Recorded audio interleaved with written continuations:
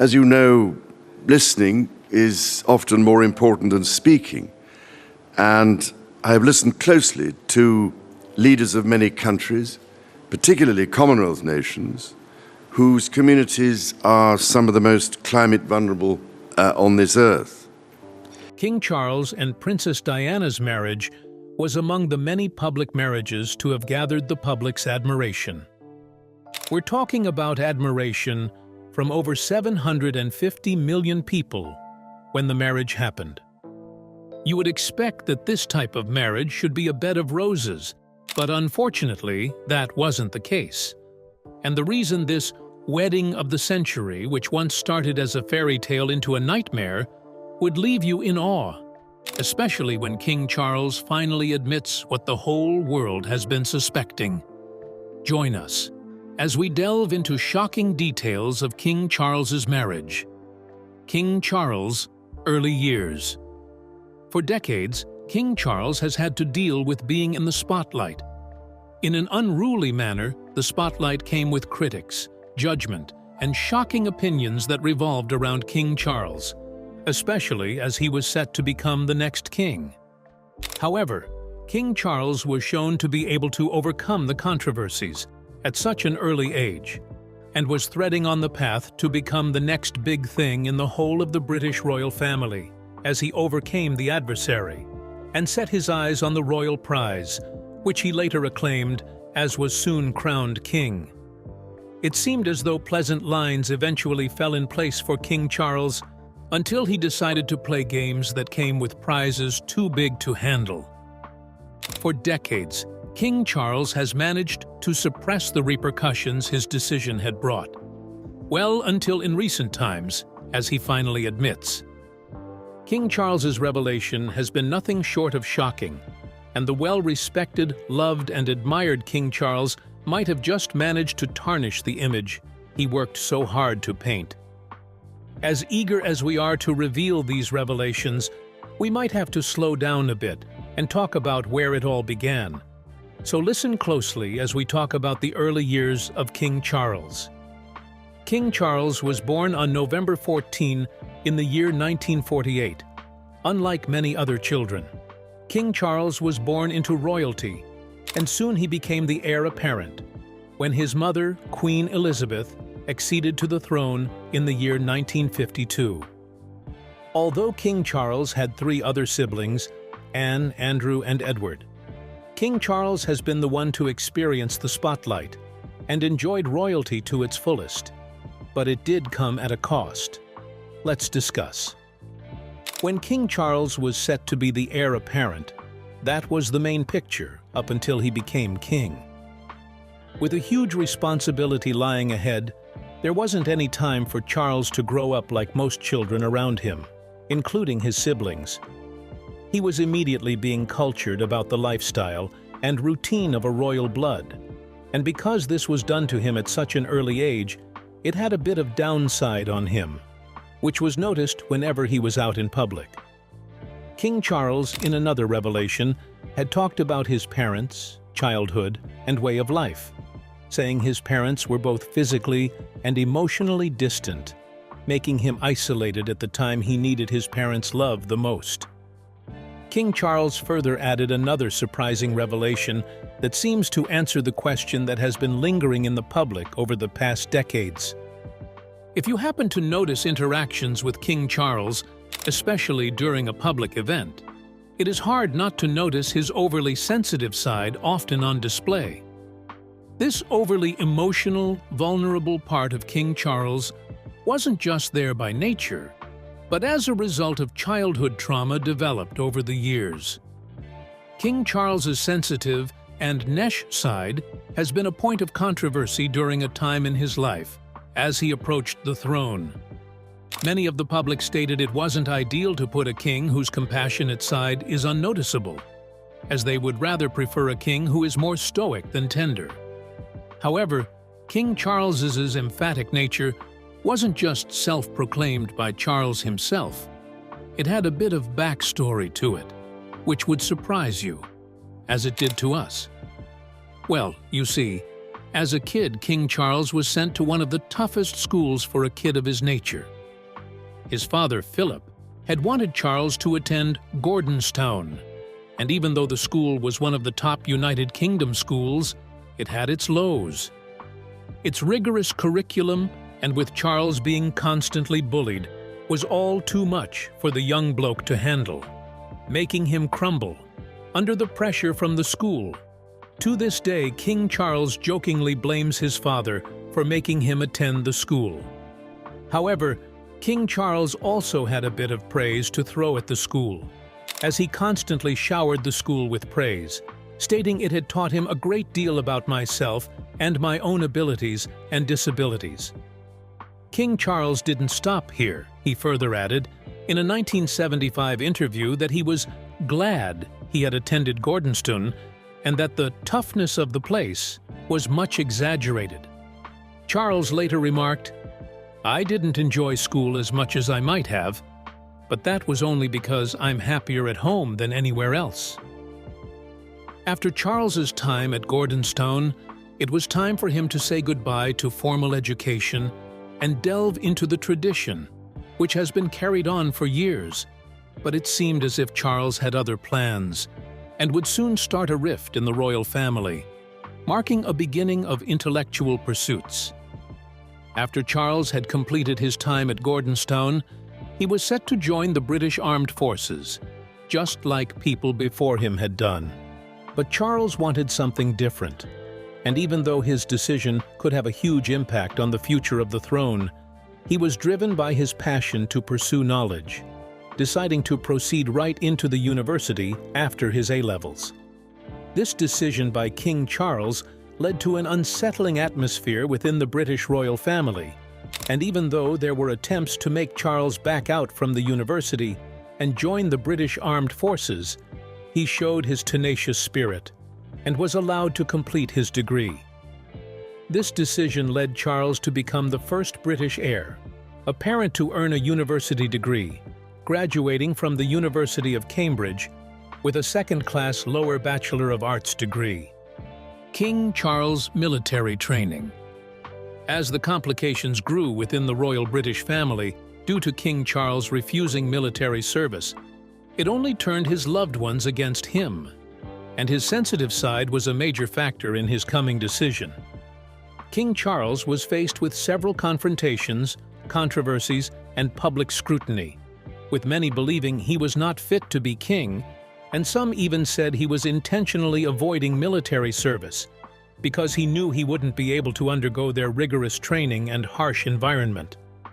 This was the push King Charles needed, and trust us when we say you wouldn't be prepared for what would happen next.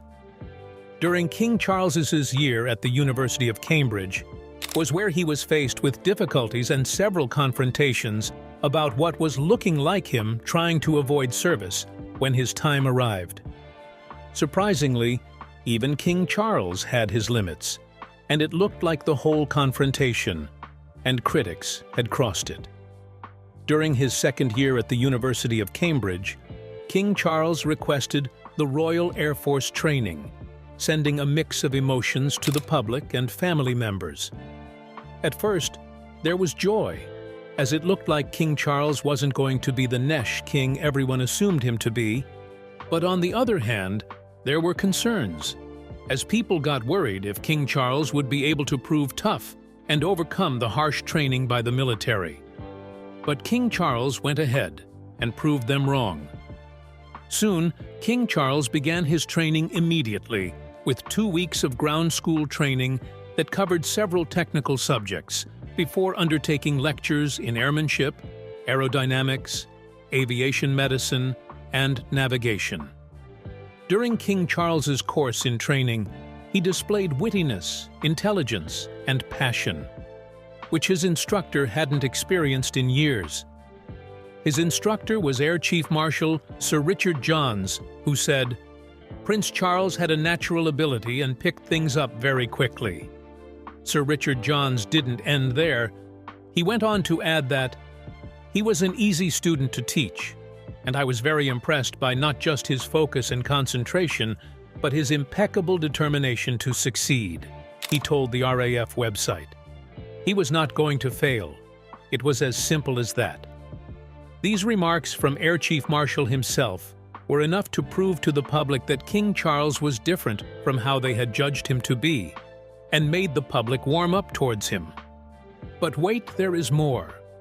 Sir Richard also reflected on one training sortie with the Prince, saying, "One lesson we learned was formation flying, which is a demanding activity, but one Prince Charles settled into comfortably quite quickly.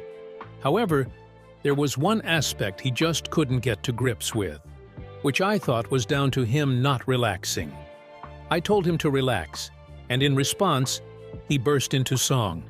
It was during this point that Chief Air Marshal Sir Richard Johns realized that Charles was indeed a special talent, and just needed to be tutored by one of the best to attain his full potential." Finally, on the 19th of March 1971, King Charles was soon able to start his jet flying all by himself and was ready for active military duty. And with time, King Charles embarked on a career in the Royal Navy, following in the footsteps of his father, grandfather, and both great-grandfathers. But the question is, how well did Charles do during his time as a military pilot? Did he surpass expectations? Well, we got answers here. Listen closely. King Charles' military service. After passing out at RAF Cranwell, he embarked on a career in the Royal Navy, where he began as a 22-years-old acting sub-lieutenant, when he joined an accelerated graduate course at the Britannia Royal Naval College. After 2 months of the course, King Charles was finally given a position of guidance of the missile destroyer. Although he didn't work there for a long time, he was outstanding. Soon, he was posted to the frigates and HMS Jupiter. It was from here on King Charles got his own taste of being an active military soldier. It was during the 1972 war that King Charles's training came in, and he had to finally put his training to the test. But that's not all. King Charles's career took a huge leap forward when he transitioned from a pilot to a gunnery officer on the HMS Minerva. King Charles would further go on to cement his legacy during his time in the military, when he was asked to represent the Queen in the Bahamas when the islands declared their independence in the year 1973. As his time in the military was approaching, King Charles got transferred for a brief time to HMS Minerva's sister's ship, the HMS Jupiter. There, King Charles spent most of his time in the Pacific Ocean before he would return to England to learn aviation. During Charles's time in England, he spent hundreds of hours in the cockpit as he tried to perfect his flying skills, as he used a Wessex M.K-5 on naval air. Charles proved to be exceptional in the air, as he earned the Double Diamond Trophy as Best Pilot. It was at this point King Charles returned to his royal duties, and Charles's military career was on hold. Charles's military career was placed on hold, paved the way to enter another phase of his life. However, this pause didn't stay on for long, and Charles resumed duty in February 1976. Charles was notified this was going to be his last service in the military, and hence they wanted him to go out in a grand style, especially from his previous records, as he had proven to be one of the very best. Charles's final post with the Navy, becoming the commanding officer of ton-class minesweeper HMS Bronington. His duration as the commanding officer of the ton class lasted for 10 months, and over that period, he commanded the small vessel during exercises and on operations where he dealt with Second World War ordnance, and even had to closely monitor a Soviet submarine. Then in December 1976, the future King Charles II's active naval career came to an end, with the rank of commander. It was reported that King Charles, over the years, had developed a deep connection with Bronington, which remained close to his heart. 4 years later, when the ship was recommissioned, Charlie attended the ceremony. It was after this that Charles would meet something, or rather, someone who would deter his affection for Bronnington. Stay tuned for this. King Charles meets Princess Diana. The story of Charles meeting Diana is a very popular one, but what if we tell you that wasn't how it happened? We know a lot of you remember the pair meeting at an event organized by Diana's sister. Unfortunately, that wasn't the first time it happened. As funny as it sounds, the pair had met before then, and even King Charles had confirmed how it happened. In the year 1981, Charles revealed to the Telegraph and narrated the actual story of how the pairs crossed paths. Charles said in his interview that the pairs had met in a plowed field, but one of the reasons this story didn't quite get popular was because of two reasons. One was the age difference between Charles and Diana, as Diana was only 16 years of age, while Charles was in his late 20s. This age difference was an initial block to their relationship. Another more obvious reason was that Charles was already in a relationship dating Sarah, who happened to be Diana's older sister. And even though he found Diana attractive, vibrant, and full of life, these underlying factors were enough to push Charles and his intentions away when the two first met. So this brings us to the question, if Charles dated Diana's elder sister, how did he end up getting married to her? Pay attention as we reveal the unforeseen relationship between Charles and Diana. When the two pairs crossed paths, there was barely any proper conversation between them, but Charles had admitted severally to have been starstruck by Diana's beauty, and you can't possibly blame him. When the two pairs crossed paths, there was barely any proper conversation between them, but Charles had admitted severally to have been starstruck by Diana's beauty, and you can't possibly blame him. Looking back at Diana, it was understood why she had men falling head over heels for her, including the then Prince Charles. Their first meeting didn't prove to be fruitful, however.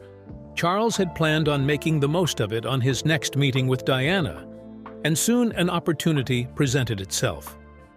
Charles's girlfriend and Diana's sister, Sarah, had hosted a shooting party, and this was where Charles had his first proper interaction with Diana. While the party went on, the pair excluded themselves as Charles asked Diana to show him the gallery at her home, and this only increased Charles's feelings towards Diana. At this point, we would be expecting the pair to only grow fond of themselves, but things didn't quite go as we all predicted, especially with Sarah in the picture. After the party, Charles and Sarah went on a couple ski weekend, and from a picture released by paparazzi, the pair looked inseparable, and it seemed as if Diana was back in the shadows of her sister. However, something was going to bring an abrupt end to Charles and Sarah's relationship, and nothing would prepare you for this. Despite Charles and Sarah's public displays of affection, one of them had an unpleasant comment about their ongoing relationship. And at the time this remark came out, it was the signal that the two of them couldn't continue their relationship. You would expect that Charles would be the one to go to any length to make sure he ends his ongoing relationship, just so he could be with Diana. But this wasn't the case. In a shocking turn of events, Sarah had told a magazine that she wasn't in love with Charles and had no intention of getting married to him. This set the whole public in a frenzy, as the once-admired relationship seems to reach its end. Sarah's statement left the public, the media, including Charles, in awe. But what was more shocking was that in a few months' time, Sarah had a wedding coming up, and soon got married to Neil McCorquodale. The dismissal of Charles and Sarah's relationship only paved the way for Diana and Charles to pursue a relationship of their own. The question is, how did Charles and Diana's relationship turn? The next chapter has all the answers you seek. King Charles' marriage and complications. The relationship between Charles and Diana is one that carries admiration, love, and heartbreak. What started out as a chance meeting between the pair soon turned out to be a somber affair. Dina recalled that one of the reasons she fell for Charles was because she had never received any serious attention from other men until Charles showed up, leaving her overwhelmed. With time, Diana got used to it, and they both started dating. Their relationship was a smooth affair, with Charles making his intention of spending the rest of his life with Diana glaring. Charles at one point invited Diana to the royal family Balmoral estate, a huge gesture which carried a whole lot of meaning behind it. Their relationship seems ideal, but little did Diana know of the impending disaster lying ahead. A disaster that would be talked about for years to come. After just 6 months of dating, the pair soon got engaged, and things were looking to get formal. The upcoming marriage filled Diana with joy, as she grew over time to fall in love with Charles. When the news of Princess Diana and King Charles's engagement got out, it was trending. The whole world talked about it, as they looked forward to what was going to be the biggest marriage of the century. Diana's marriage would later prove to agree with the statement, "Not all that glitters is gold." The tragic part was she found out in an unruly manner, which a large part of the public felt as though they should have been signs seen by Diana to notice that her marriage wouldn't last as she thought it would be. Let's take a look at one of the most glaring signs. When the newly engaged couple was invited for a much-anticipated interview, there were moments that filled the audience's minds with questions. Other than Diana's Prince Albert-inspired ring, there was another shocking moment that was unavoidable to everyone, including Diana. At first, the interview was awkward, as it showed the pair's lacking connections and union. But it was when Charles answered a question that marked their wedding as one that would crumble. When the couple were asked if they were in love, this was where Charles made his famous statement on the meaning of love. Diana had given her verdict about how she felt towards Charles. She confirmed her feelings, claiming she was in love with him. While Charles's statement would come as a surprise, he replied to the question with, "Whatever in love means." Not only did this comment make viewers shocked, but his awkward and uneasy body language summed up the conclusions on how Charles felt towards Diana, indicating the start of a marital problem. Diana's marital problem would prove to be a handful, oblivious of the difficulties and emotional trauma that lay ahead. Despite their wedding-making waves, garnering the attention of over 750 million viewers from 74 different countries, receiving over 3,000 gifts, and the whole wedding costing over $40 million. These milestones weren't enough to save Diana from what was coming, unbeknownst to her. During the period of Diana's marriage to Charles, she faced several controversies, ranging from Charles hoping for his second child to be a girl and the constant fights the couple share. It was all becoming too overwhelming for Diana, and the public paying close attention to her marriage made it difficult for her to conceal. But still, it was Charles's outside affair that would bring the whole marriage to ruins, an act that would further lead to the passing on of Princess Diana. You see, right before Diana's wedding, she had wanted to call it off, although it was just a thought. But when she discovered that Charles had a gift for his ex-girlfriend, Camilla Parker, it was enough for her to call the marriage to a quit. However, due to persuasions from Charles and her sister, she went on with the marriage, hoping Camilla wouldn't resurface. But Charles wasn't going to let go of his ex that easily, not even after being married and blessed with kids.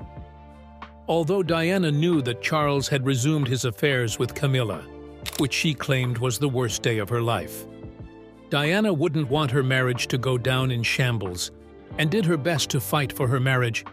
But could she do it all on her own?